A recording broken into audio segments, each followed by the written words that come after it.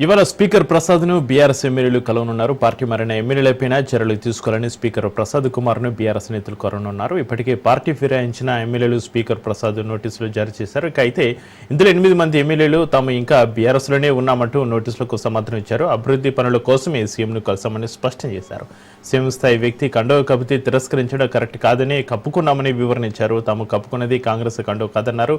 అది 3 రంగుల కండువ అని వివరించారు. అయితే పార్టీ మారిన ఎమ్మెల్యేలకు బీఆర్ఎస్ నాయకత్వం చెక్ పెట్టాలని భావిస్తుంది. 10 నియోజకవర్గాల్లో ఉప ఎన్నికలే లక్ష్యంగా గులాబీ పార్టీ వ్యూహాలు రచిస్తోంది.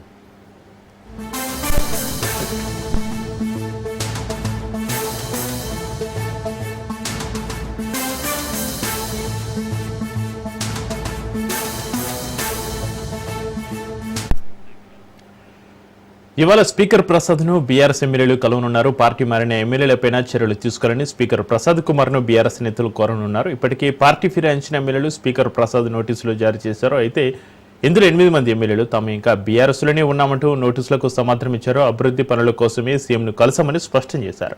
సీఎం స్థాయి వ్యక్తి కండువ కప్పితే తిరస్కరించడం కరెక్ట్ కాదని కప్పుకున్నామని వివరణ ఇచ్చారు. తాము కప్పుకున్నది కాంగ్రెస్ కండువ కాదన్నారు. అది 3 రంగుల కండువ అని వివరించారు. అయితే పార్టీ మారిన ఎమ్మెల్యేలకు బీఆర్ఎస్ నాయకత్వం చెక్ పెట్టాలని భావిస్తుంది.